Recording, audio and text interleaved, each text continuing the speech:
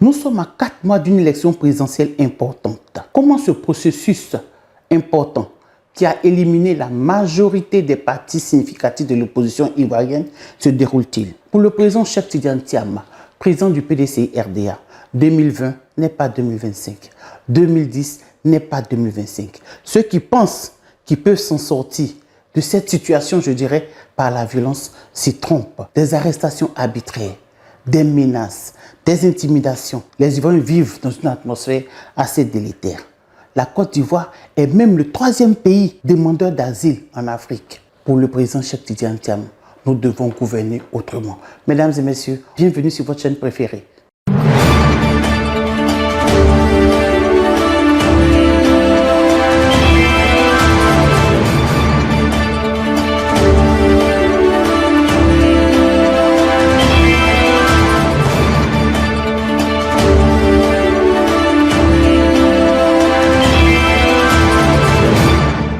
Mesdames et messieurs, bonsoir et heureuse de vous retrouver sur votre chaîne préférée, PDCI TV. C'est jeudi au PDCI RDA et votre émission hebdomadaire qui décortique l'actualité politique au PDCI RDA et en Côte d'Ivoire. Nous sommes avec notre consultant maison, le porte-parole du PDCI RDA, le secrétaire exécutif en chef adjoint en charge de la communication, le docteur Bridoumi Soumaïla Traoré. Bonjour honorable. Bonjour madame. Merci de répondre encore à notre invitation. Honorable, commençons avec l'actualité brûlante et parlons de la sortie du groupe parlementaire PDCI de l'hémicycle le 30 juin dernier. Lors de la cérémonie de clôture de la première session ordinaire 2025 de l'Assemblée nationale, d'abord sur la forme. Certaines personnes reprochent au PDCI RDA d'avoir mal agi parce que cela s'est fait en présence des diplomates et d'un invité spécial, le président de l'Assemblée nationale de la République du Congo. Ces personnes estiment que le moment était mal choisi pour agir de la sorte. Comment réagissez-vous face à cette question? Merci madame. Moi-même, j'ai vu sur une chaîne de télé des gens parler de l'Assemblée du PDCI sans ménager le PDCI et sans savoir ce que c'est que le fonctionnement de l'Assemblée nationale. Madame, l'Assemblée nationale fonctionne à travers 6 commissions techniques.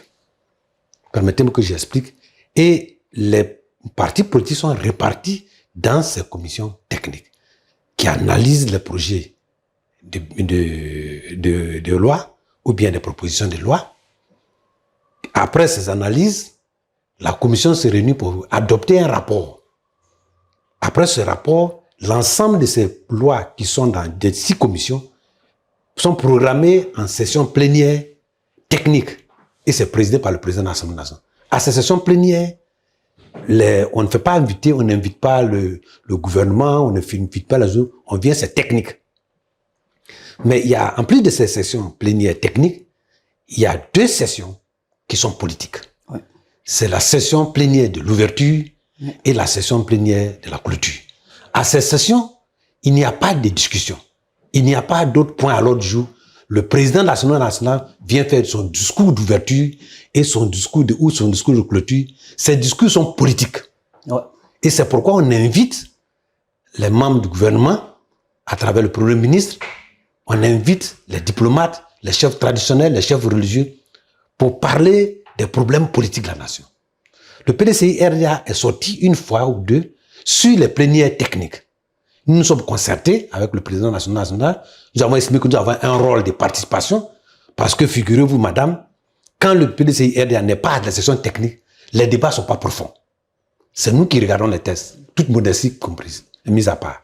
Donc, nous avons estimé que nos revendications, nos contestations, nos protestations doivent se faire de manière politique. Il n'y a pas meilleure séance que la séance d'ouverture ou la séance de clôture où toute la communauté internationale est là à travers les représentations diplomatiques pour exprimer notre mécontentement d'un problème qui se pose à la nation. Et cela est notre droit. Ça, c'est d'abord que les gens comprennent que nous participons techniquement, mais nous sommes en train de nous exprimer politiquement à travers un créneau qui est politique. Ça, c'est un acte politique. C'est un acte politique. Et la séance de clôture est politique. Puisque le président de l'Assemblée avait fait son bilan, il parle de la politique, il parle des problèmes de l'environnement, il parle des problèmes de paix, etc. Donc, c'est en ce moment-là qu'on pose nos problèmes. Ça, c'est de 1. De 2, sachez que nous voulons faire voir que la Côte d'Ivoire, ce n'est pas celle qui est décrite par le pouvoir. Il y a une autre Côte d'Ivoire mécontente. d'un certain nombre de choses. Et cette Côte d'Ivoire-là est représentée par des partis politiques comme le PDCI RDA. Donc, nous sommes en train de nous exprimer et nous en avons le droit. Et nous sommes exprimés. Maintenant, on me dit non, le moment est mal choisi, il y a, un invité spécial qui était là. Madame, on a coupé la tête d'un jeune à Daoukro. On l'a présenté partout. Est-ce qu'entre ça et ce qu'on a fait, laquelle qui est la bonne image de la Côte d'Ivoire? Nous préférons manifester sans heurts, sans tricherie, sans violence, que d'aller couper les têtes. Madame, en 2002, quand il y avait la crise, à Bouaké, le ministre des Sports, Micha, était là-bas. Est-ce qu'on a attendu qu'il sorte d'abord avant de faire la crise? Non. Il a été pris en otage. Nous avons fait les choses dans les normes. On n'a pas crié. D'abord, nous l'avons fait. Nous avons d'abord rencontré les membres de notre groupe. Oui, avant. Parlementaire PDCI. Nous avons discuté de la forme et du fond. Certains même voulaient même qu'on n'y aille pas du tout. D'autres voulaient qu'on aille sans mettre les écharpes. D'autres voulaient qu'on fasse une déclaration. Mais les règles de l'Assemblée nationale ne nous permettent pas ce jour-là d'avoir voix pour parler. Donc, en définitive, nous avons adopté d'être là-bas avec nos écharpes et de sortir. Mais avant cela, madame, il faut que les journalistes qui parlent, ils s'informent. Quand on est sur un plateau de télévision, on a plusieurs responsabilités, dont 2 sont essentielles. La première, elle doit être informative. La deuxième, elle doit être liée à l'éducation. Ils ont dit des choses qui sont fausses. Nous avons rencontré le président de l'Assemblée nationale avant la séance, pendant au moins une dizaine de minutes, 15 minutes. Et nous sommes entendus. Certains ont dit qu'ils sont dans le bureau de l'Assemblée nationale, qu'ils ne pouvaient pas se retirer. Nous leur avons fait comprendre que dans le bureau de l'Assemblée nationale, il y a des postes qui sont réservés aux partis politiques et c'est le parti politique qui vous désigne. Ce n'est pas un concours. Donc, vous devez vous aligner à la décision du parti. Ils n'ont pas fait ça sur leur propre. Donc, moi, je pense que d'abord, on s'est concerté entre députés PDCI. Après, on a eu une concertation avec le président de l'Assemblée nationale. Nous lui avons dit que nous allons protester. Il a reconnu que c'est un droit et que malgré les contestations, malgré ce qu'il nous souhaitait, on n'est pas d'accord, qu'il s'en remet à notre position qui est démocratique. Oui, il a même signifié. Voilà. Mais, monsieur le porte-parole, j'ai envie de vous demander si la majorité des députés PDCI ont suivi le mouvement, le groupe parlementaire, quelques-uns sont restés dans l'hémicycle. Doit-on comprendre que le groupe parlementaire est divisé? Non, le groupe parlementaire n'est pas divisé. Il y a des gens qui se sentent plus attachés au PDCI à travers l'engagement que nous avons pris de revenir au pouvoir. C'est tout. D'ailleurs, on a cité des noms. Je peux vous dire que le ministre Guégué Madi était excusé. Je ne vais pas donner les détails ici. Et si vous avez bien regardé, il n'avait pas d'écharpe. Oui. Vous avez bien regardé. Donc ça, c'est un problème interne. Il était excusé parce que s'il devait sortir, permettez-moi de rester parce que je mettrais beaucoup de temps à sortir parce qu'aujourd'hui, compte tenu de l'environnement, on ne peut pas sortir. Donc, je préfère prendre du temps pour sortir après. Donc, le président et le ministre Guégué Madi est excusé à ça. Les autres, bon, certains sont du bureau de l'Assemblée nationale. Ils sont sortis. Il y a des secrétaires, il y a des vice-présidents qui sont sortis. Pourtant, c'est le même PDCI là. Ceux qui sont restés, ça, c'est leur propre position. Mais nous pensons que le groupe n'est pas divisé parce qu'on est dans un groupe parlementaire et la discipline du groupe fait que quand le parti a donné un mot d'ordre, tout le monde va respecter. Ou bien vous respectez ou vous n'êtes plus dedans. Ils n'ont pas respecté, mais vous êtes sortis. Honorable, le PPACI, le parti avec lequel le PDCI est en partenariat, n'a pas été associé à ce mouvement. Pourquoi? D'abord, il faut être honnête que la décision de prendre une position par rapport à l'événement, elle a été prise tardivement, sous instruction de la haute direction du parti, qui nous a dit, qu'est-ce que vous voulez faire? Vous n'avez pas quand même aller sans une voix, et puis accompagner comme ça, parce qu'après vous serez en vacances parlementaires pendant 3 mois. Donc il faut marquer le coup. Donc cette décision a été venue tardivement. Et à tel point que certains députés même n'ont pas pu être à la réunion du groupe parlementaire préparative. Donc, et nous n'avons pas eu le temps d'informer suffisamment la réunion. Les décisions ont été, par la haute direction, ont continué jusqu'à 23h, 1h du matin. Et nous avons mis ça sur notre plateforme. Mais au moment où on essaie de contacter les gens du PPACI, eux aussi, il fallait qu'ils se réfèrent à leur hiérarchie. Et tout cela n'a pas pu se faire à temps. Mais nous avons eu le soutien moral parce qu'on ne va pas à l'Assemblée et puis on prend des décisions sans le truc du parti. de son parti. Mais ils ont dit, c'est une bonne chose. Mais comme nous n'avons pas été associés dès le départ, il est difficile, entre 8h et 10h, de prendre une décision importante comme celle-là. Donc, c'est ça qui fait que nous n'avons pas eu. Mais c'est pas la première fois que nous avons soutenu le PPAC sans être sortis avec eux. Mais des fois aussi, ils nous ont soutenus sans être sortis. Mais le problème, c'est que tout ce qui contribue à un refus d'accompagner ce pouvoir dans cette voie-là est partagé entre le PPACI et nous. Oui, je vous prends au mot, c'est pas la première fois que le PDCI observe un mouvement de boycott pour contraindre le parti RHDP à la discussion en vue d'assainir le cadre général des élections. Pensez-vous que cette fois sera entendu? Madame, le président Houphouët-Boigny nous a enseigné, et c'est chimique, que l'eau, la goutte d'eau qui tombe n'est pas dure sur une roche. Mais par persistance, elle finit par percer la roche. Nous sommes en train de faire, depuis un moment donné, des revendications de manière pacifique. Nous faisons des marches. Depuis des années, le PDCI-RDA n'a pas fait des marches. Nous faisons des marches. Et nous voyons aujourd'hui qu'il y a des réactions qui arrivent. La Doua s'est intervenue. Je sais que on a saisi l'Union africaine, on a saisi l'Union européenne, peut-être on va en parler.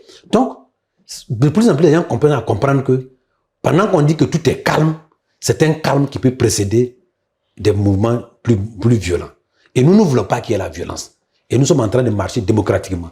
Le PDCI-RDA, vous voyez, c'est un parti bien structuré, bien organisé, un parti de paix. Même quand nous avons fait notre marche, madame, il y a un acte que les Ivoiriens, que les gens n'ont pas compris.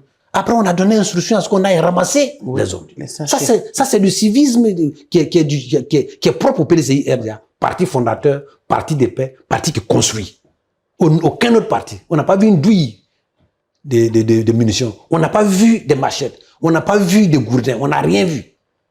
Mais je pense que cette goutte d'eau-là, qui semble être molle, finira par percer la roche. Parce qu'elle va la désagréger. Vous êtes optimiste? Oui, je le suis. Et je demande aux militants de croire à ce que j'ai dit à travers mon président. Le PDCI-RDA sera au pouvoir. Oui, pour être au pouvoir, il faut passer par les parrainages. Honorable, nous abordons le deuxième point, le parrainage. Le parrainage électoral a officiellement débuté selon la CEI le mardi 1er juillet dernier. Comment le PDCI-RDA aborde cette phase cruciale du processus électoral? Merci, madame. D'abord, les parrainages, ce n'est pas les partis politiques qui parrainent. C'est les électeurs qui parrainent un candidat. Donc, le PDCI-RDA a un candidat, c'est le président Tidjane Thiam. Et le président Tidjane Thiam a désigné ses représentants à toutes les rencontres. Un candidat qui n'est pas encore sur la liste électorale. Oui, mais madame, il n'est pas le seul qui est candidat qui n'est pas sur la liste électorale. Il y a certains même qu'on a commencé, ils n'ont pas de candidats. Il y a des partis qui n'ont pas encore de candidats. Pourtant, ça a commencé. Donc, cela veut dire que les préparatifs pour la candidature, c'est un processus que nous estimons qui est biaisé parce que ce processus est modifié à 3 mois, 4 mois des élections, ce qui est contraire au protocole d'accord supplémentaire de la CEDEAO. Et nous l'avons relevé. On doit pouvoir se baser sur ce qui était avant. S'il devait y avoir des modifications substantielles comme on l'a fait, on devait le faire avant 6 mois ou bien avant. Donc déjà la CEI viole les tests. Et nous refusons cela. Vous avez vu, nous refusons cela. Peut-être nous allons en parler. Mais quand faites-vous refuser ça? Mais qu'est-ce qu'on fait pour refuser ça? Madame, depuis un moment donné, nous parlons. Depuis un moment donné, nous parlons. Et je vous dis que ces élections-là ne vont pas se faire correctement, pas apaiser, si les conditions que nous avons posées ne sont pas respectées. Croyez-moi. On vous croit. Dans un communiqué en date du 27 juin dernier, le PDCI a relevé que des individus démarcheraient les militants de base en vue de recueillir des parrainages citoyens au profit d'autres candidats qui ne sont pas les candidats du PDCI-RDA. Peut-on savoir plus sur ces individus-là? Non, madame, je pense que le PDCI-RDA a déjà signifié à tout son personnel politique de ne parrainer personne sauf notre candidat qui est Cheikh Tidjane Thiam. Donc ça, nous avons fait.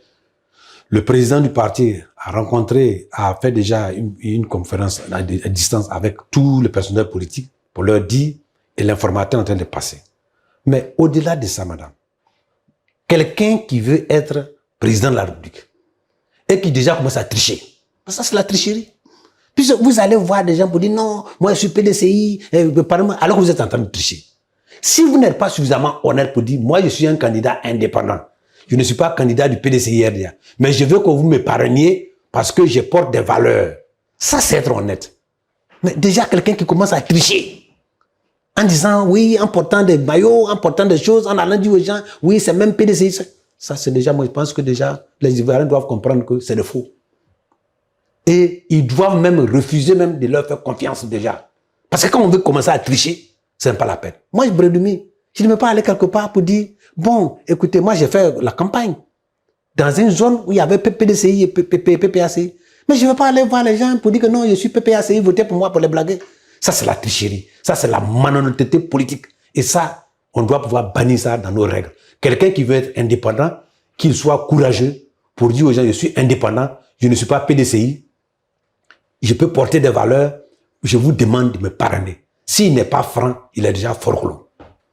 Qu'est-ce que le PDCI fait pour éviter ce désordre et éviter le double emploi et la confusion dans ses rangs? Mais le PDCI travaille d'abord avec ses militants de confiance. Parce que le parrainage, dans la forme actuelle, ce n'est pas tous les inscrits. C'est un certain nombre de gars, des personnes qui sont inscrits sur la liste électorale et donc 1% dans chaque région. Donc nous allons prendre d'abord les hommes sérieux, sûrs, pour parrainer nos candidats. Et si les gens les trompent pour les parrainer, le parrainage c'est vrai, mais cela veut dire que le vote est différent. Ils vont se rendre compte. C'est parce que ceux-là savent qu'ils ne représentent rien qu'ils sont en train de tricher. Déjà, ils commencent à tricher. Quelqu'un qui veut être président de la République, et puis déjà, il commence à tricher. Voyez-vous, c'est la mauvaise drague, ça. Oui, c'est la mauvaise drague. Mais j'ai un problème. Moi, j'ai un problème personnellement avec le parrainage parce qu'on demande de mettre le numéro de la carte d'électeur du candidat, le numéro de la carte d'électeur de celui qui parraine et même son image. C'est une manière de voter avant la date des élections. Est-ce que c'est pas dangereux pour les Ivoiriens? Ce n'est même pas légal.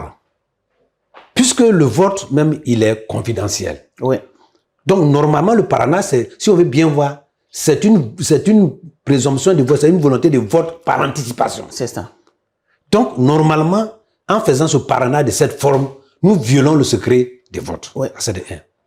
Deuxièmement, dans ce pays-là, les gens oublient que nous sommes sortis des crises. Imaginez, moi, Bredouille, je suis quelque part là-bas, dans une zone où il y a eu la guerre, où on se parle entre nous. Et puis, je vais venir m'exposer pour dire que je vote per personne. Après, j'ai des risques, des menaces. Et même les fonctionnaires. Et même les fonctionnaires, des risques de menaces. En plus de ça, il y a des gens qui vont dire, bon, écoutez, mais vous êtes inscrit, mais pourquoi vous avez voté ça, vous êtes ici? Donc ça, déjà, ça viole. Et puis, troisièmement, c'est ce que nous contestons. Nous disons qu'il y a une modification substantielle des conditions sur la chose. Ce qui ne devait pas se faire 6 mois avant. Et ça devait, si ces choses devaient se faire, on devait discuter de ça ensemble. La dernière fois au cours d'une conférence de presse, j'ai dit que ceux qui pensent que la CEI a discuté de ces problèmes en accord, en concertation, avant, ils n'ont qu'à faire la preuve. Les gens viennent me dire, non, on a discuté avec les partis politiques, alors que c'est faux. Ce n'est pas vrai. Donc, ça viole tout. Et je pense que les structures régionales qui sont concernées doivent pouvoir en parler. Et nous avons parlé précisément pour que les gens comprennent que ces modifications sont anti-réglementaires, ne sont pas réglementaires, et puis en plus de ça, vont créer d'autres problèmes encore qui vont amener à déstabiliser la cohésion sociale. Fini avec le parrainage, on revient avec le président du PDCI-RDA. Lors de sa dernière sortie dans l'émission 20h25, avec le président Tidiane Thiam, il a affirmé que l'opposition est unie. Malgré ces assurances, certains tentent de faire croire que plus rien ne va avec la CAP Côte d'Ivoire, la CAPSI, depuis que le PDCI s'est engagé avec le PPACI. Que répondez-vous? Madame, je pense qu'à ce niveau, d'ailleurs, nous avons fait une réunion tout à l'heure et notre représentant à CAPSI viendra sur votre plateau ici pour expliquer tous les détails. Je vous le promets. Mais moi, je vous ai toujours expliqué, et ici la dernière fois, qu'il n'y a pas de problème fondamental entre CAPSI et le PDCI. Comme il n'y a pas de problème fondamental entre le PPACI et le PDCI dans le Front commun. Vous venez même faire l'exemple de ce qu'on était à l'Assemblée, on est sorti, PPACI n'est pas sorti. Mais ce n'est pas une raison pour laquelle PPACI va dire, bon, puisque vous n'avez pas informé suffisamment tôt, alors notre Front commun est rompu. Non. Parce que le Front commun, comme le CAPSI, sont constitués sur des problèmes clés. Voyez-vous? On aurait pu dire, bon, écoutez, bon, vous avez sorti de l'Assemblée, vous n'avez pas dit donc notre affaire Front commun, c'est fini. Mais ils vont pas le dire parce que c'est une certaine responsabilité qu'on s'en prend devant la nation pour dire que nous faisons Front commun. On prend une responsabilité devant la nation pour dire qu'on fait CAP-CI.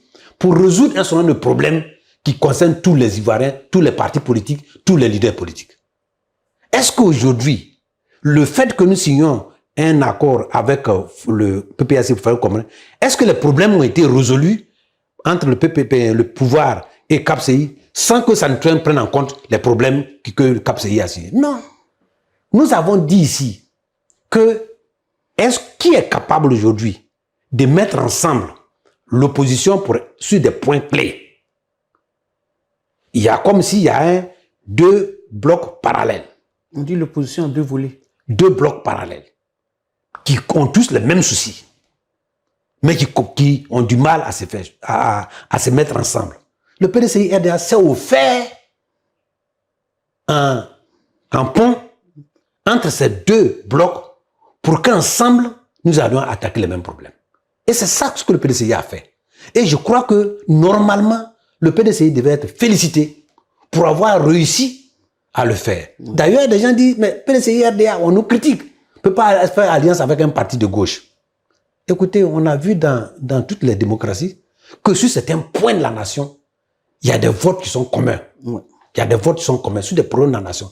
Pourquoi en France, on a donné une voix de défiance au Premier ministre? Parce qu'il y a eu des blocs qui, sur un problème précis, s'ils n'étaient pas d'accord, ils ont voté ensemble pour démettre le gouvernement. Donc, c'est avec quelqu'un un problème de la nation. Est-ce qu'aujourd'hui, quand on dit il faut qu'il y ait une révision de la liste électorale pour permettre au maximum d'être inscrit et que cette liste électorale est programmée budgétairement et que cette liste électorale permettra aux jeunes de s'inscrire, est-ce que ce problème-là ne concerne pas les membres du CAP-CI et ça ne concerne pas les membres du PACI? Ça concerne tout le monde. Est-ce que le fait d'auditer la liste, est-ce que ça ne concerne pas les jeunes? Est-ce que le fait de dire qu'il faut intégrer sur la liste le président Laurent Gbagbo, le président Blé Goudé qui est dans CAP-CI, le président Soro Guillaume qui est dans GPS, le président Tidjane Thiam au PDCI, est-ce que le fait que le PDCI-RDA puisse faire en sorte que ces points-là soient en même temps inscrits au Front commun et en même temps inscrits au CAP-CI, est-ce que le PDCI a fait du mal? Et quand on est dans un parti politique, ou bien on est dans un groupement, ou bien dans une association, quand un problème se pose, il est toujours prévu ce cadre de concertation interne pour en parler.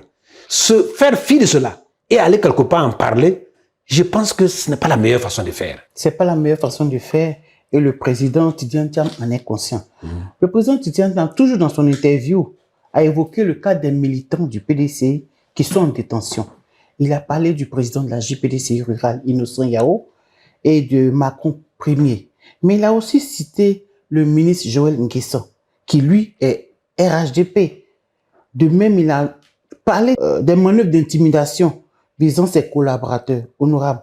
On voit que le président Tidjane Thiam, au-delà de sa situation personnelle, est préoccupé par l'état de droit et de la liberté d'expression en Côte d'Ivoire. Est-ce le cas? Merci madame, mais c'est le propre des grands leaders. Et le président Tidjane Thiam est un grand leader. Il ne pense pas à lui seul, il ne pense pas à sa sécurité, il pense à l'équipe, il pense aux Ivoiriens. Quand il cite le ministre Joël Nguessan, il ne cite pas un militant du PDCI-RDA, il cite un militant du RHDP qui a fait la pluie, le beau temps là-bas. Qui a été même ministre des droits de l'homme. Des droits de l'homme. Donc ça, c'est le propre des grands leaders. Et le président Tidjane Thiam, quand il parle de l'IDH, quand il parle du problème de développement, quand il parle du problème de la dette, quand il parle du problème de la corruption, quand il parle du problème du trafic de drogue, quand il parle du problème de Gafi, le problème il parle des problèmes de la Côte d'Ivoire. Et c'est le propre d'un leader. On ne parle pas de quelqu'un, il est comme ça, il est Dieu, il est ange. Non, il parle des problèmes des Ivoiriens. C'est ce qui fait l'attraction des jeunes Ivoiriens à Tidjane Thiam. Et ça va aller en crescendo. Donc le président Tidjane Thiam en disant, ce sont des vérités aussi ce qu'il a dit. Est-ce qu'aujourd'hui, le président de la JPDCI n'est pas là-bas? Il est là-bas. Macron est là-bas pour problème d'opinion. Ceux-là même qui sont en train de chercher aujourd'hui à se faire parrainer par le PDCI. Vous avez mis les jeunes PDCI en prison et vous voulez aller demander leur parrainage. Mais ça aussi, c'est contradictoire. Et voyez-vous, donc en parlant de ce que le ministre Joël Nguessan, il parle aussi de ce que Brodumi a subi, de ce que ces gens ont subi. Ça dit que c'est ça. Moi, je n'ai pas dit d'aller prendre machette pour couper la tête de quelqu'un. Pourtant, on voulait m'entendre, on faisait comme si j'avais crié aux criminels. Et pourtant, il y a des gens qui ont coupé des têtes, qui ont joué des ballons. On les a vus, on a vu les bacs à verre et on ne les a pas interpellés. C'est de ça que le président Tidjane Tian parle. Il dit que nous sommes tous menacés d'une manière ou d'une autre. Et j'ai dit la dernière fois à la conférence de presse que quand vous voyez, quand nous allons le soutenir, on dit un Bossu, quand il va à l'enterrement de son frère Bossu, c'est pour voir comment lui-même va être enterré. Donc aujourd'hui, c'est ça qui est le problème. Et nous demandons au pouvoir que nous faisons des propositions, nous critiquons. Notre munition, notre arme, c'est la bouche, notre munition, c'est la parole. Nous n'allons pas interpeller des gens ou bien insulter des gens, ou bien chercher à faire atteinte à leur honorabilité. Nous disons que c'est des actes que vous avez posés, nous accompagnons des faits et des chiffres. Acceptez cela, parce que demain, nous, on viendra là bientôt. On va accepter que vous nous critiquez. Donc, c'est comme ça que la démocratie se fait. Dans certains pays, même, on a giflé des chefs d'État, on ne les a pas tués. Mais nous, on ne fait pas ici parce que dans notre culture, on respecte le chef. Les Ivoiriens ne vont jamais chercher à porter leurs mains sur les chefs. Ce n'est pas normal, c'est des cultures qui sont contraires aux nôtres. Et nous devons, dans la politique, intégrer les aspects positifs de notre culture, qu'on doit respecter le chef. Et nous devons respecter le chef. Et j'ai dit partout aux jeunes, attention, respectez les chefs.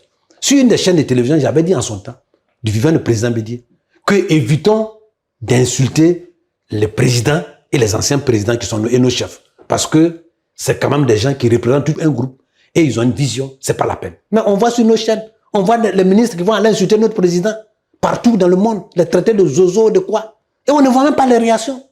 On voit des gens aussi qui font l'apologie et, comme on le dit en anglais, prise des coups d'État festifs, libérateurs. Mais pourtant, vous voulez critiquer les coups d'État ailleurs. Il faut être conséquent envers soi-même. Nous, au PDCIR, on n'est pas pour les coups de force. On est pour des élections transparentes et on veut que ce soit transparent pour que nous puissions gagner. Si c'est transparent, là, nous, on va les battre. Oui, et si c'est transparent, on va les battre. Il reste pratiquement 4 mois avant la date officielle de la présidentielle. Aucune des revendications de l'opposition sur le processus électoral n'a été satisfaite. Nouvelle révision de la liste électorale, réinscription des leaders radiés sur la liste électorale, réforme de la CEI. Que pouvez-vous dire pour rassurer les militants et les sympathisants du PDC-RDA qui vous regardent là maintenant? Madame, j'ai donné l'exemple de l'eau du président Houphouët-Boigny. Il y a des choses qui vont se passer. Je vous apprends que ce matin, nous avons eu à rencontrer la CEDEAO qui est actuellement en Côte d'Ivoire pour parler de ces problèmes. C'est pas trop tard? Nous avons rencontré des gens de Democratic Union. Nous sommes en contact avec les structures telles que l'Union africaine, comme l'Union européenne, etc. Et je pense que tout le monde commence à comprendre qu'il y a un problème. Contrairement à ce qu'on dit que, à partir du moment où tout le monde sera conscient qu'il y a un problème, nous avons demandé qu'il y ait un dialogue. Et c'est à travers ce dialogue que nous avons fait. Et je suis convaincu qu'il y aura un dialogue. Et à travers ce dialogue-là que nous allons faire. Si le RDA est au pouvoir aujourd'hui, c'est à travers des dialogues. Bien sûr. Accra 1, Accra 2, Pretoria, etc. C'est à travers ça. Sinon, personne ne pouvait forcer le président Gbagbo à signer, à prendre une décision pour autoriser leur candidat à être candidat. Mais c'est à travers les dialogues. Mais le pouvoir refuse. Mais je pense qu'il y aura un dialogue. Parce qu'il n'y a pas un dialogue, il n'y aura pas d'élection transparente acceptée de tous. Et chez nous, on dit toujours que quand un insecte pique, l'effet n'apparaît pas immédiatement. Plus tard. Ils vont peut-être vouloir faire le forcing. Mais les Ivoiriens ne sont plus en 2020. Nous sommes déjà en 2025. Ouais. Donc, le 2010, ceux qui étaient en 2000, ils ont 15 ans. Donc, ce n'est pas la même chose. Les Ivoiriens ont compris. Nous sommes en train de maintenir la cocotte pour leur dire, ne faites pas ça. Mais à un moment donné, s'ils continuent, ça va nous échapper, nous tous. Et dans ce mouvement qui va venir, Dieu seul sait qui sera victime, qui ne sera pas victime. Donc, moi, je demande, ce qu'on demande, qu'il y ait un dialogue. Et comme eux, ils pensent qu'ils sont majoritaires, ils ont tout fait, ils ont des ponts, ils ont de partout. Un bilan inattable. Mais ils n'ont qu'à nous laisser, on va aller. Mais je ne comprends même pas. Quelqu'un qui dit, moi, je suis fort. J'ai tout pour là. Tu ne peux rien contre moi. Mais maintenant, vous refusez qu'on ait des gens compétitifs. Dans un pays où on veut faire des élections présidentielles, où on refuse de faire la révision de la liste électorale en année électorale présidentielle. On va le faire après les présidentielles. Vous voyez ça? Dans un pays où tous les partis politiques majeurs, le premier parti politique, le deuxième parti politique de l'opposition qui est à l'Assemblée, le deuxième et les individus, on veut tout éliminer et puis c'est choisi. On dit plan B. Mais eux n'ont pas fait plan B en 2000, ils n'ont pas fait plan B en 2010, ils n'ont pas fait plan B en 2020. Alors, c'est quelle part ça? On dit non, Nous, notre gars, notre président, il a de l'âge. Si vous voulez que vos papas viennent, on va venir papa. Mais nous, Dieu a pris notre papa. Bon, ça nous fait mal. Mais maintenant, comme on n'a pas de papa, on a pris notre frère. Maintenant, ils sont là, ils viennent nous voir. Et puis, en plus de ça, ils se permettent même de dire que nous, on n'a qu'à venir au RHDP. Mais c'est grave, ça. Nous, on a créé ce pays-là. Au fond, il nous a laissé le PDCIRD. Et vous voulez que vous êtes Oufouetiste, vous voulez qu'on laisse le parti d'Oufouet pour aller là-bas. Mais on va tuer Oufouet en même temps, et puis on va tuer Bédié. Et le président Oufouet a dit qu'il y a des gens, ils se lèvent chaque matin, et chaque année, ils vont à la Mecque, d'autres vont ils vont confesser tous les jours, alors qu'ils ne respectent aucun des commandements de Dieu. Il y a des gens qui n'en parlent pas, et ils croient en Dieu. Ceux qui crient Oufouet, c'est eux-mêmes qui ne respectent pas le commandement d'Oufouet. Oufouet dit le dialogue, vous refusez le dialogue. Oufouet dit j'ai un PDCI, vous dites il faut casser PDCI. Oufouet dit j'ai mon petit-fils qui est là, ce sont mes héritiers, vous dites il n'est pas ivoirien. Ça fait 4 mois il demande c'est quoi la nationalité, on ne peut pas lui donner. À cause de Thiam, on a changé les règles de c'est quoi la nationalité, jusqu'à maintenant on ne sait même plus. Bientôt même on dira que il y a des gens qui sont allés sur des antennes, des juristes, pour dire qu'avoir un certificat de nationalité ne montre pas ta citoyenneté. Ouais. Bon Dieu. Et avec ça, ils sont là. Je comprends pourquoi quand on a négocié avec le Ghana pour le problème du pétrole, on a raté. Avec ces avocats-là. Pour dire que quand tu as un certificat de nationalité, cela veut dire que tu n'es pas ivoirien. Cela ne montre pas que tu es ivoirien. Honorable, nous sommes à la fin de notre temps d'entretien. Avant de terminer, avant de fermer, vous dire merci. Votre mot de fin.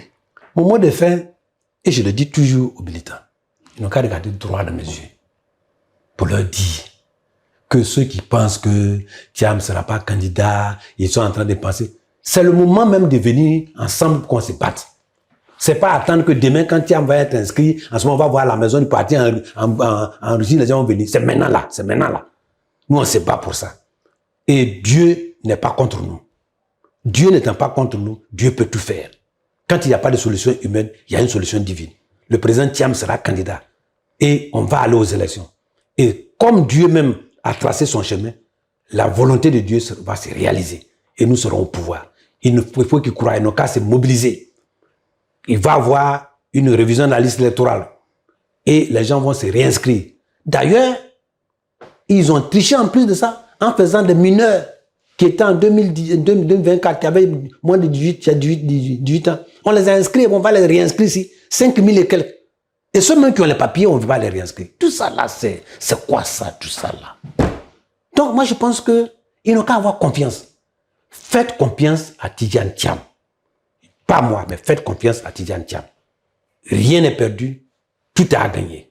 Rien n'est perdu, tout est à gagner. Dixit l'honorable Brendoumi Soumaïla, porte-parole du PDCI-RDA, secrétaire exécutif en chef, adjoint chargé de la communication. Merci honorable. Merci madame. Merci de toujours répondre à notre invitation. Merci. C'est un plaisir de nous avoir toujours sur votre plateau. Et bonsoir à tous les téléspectateurs de PDCI TV. Merci, ils sont connectés. Merci beaucoup. Quant à vous, chers téléspectateurs, nous espérons que vous avez apprécié ce moment d'échange. Nous vous disons de prendre soin de vous, de prendre soin de vos proches. À très bientôt pour un autre numéro. Bonsoir chez vous. Vivons l'actualité sur PDCI TV tous les jeudis avec l'honorable Brendoumi Soumaïla.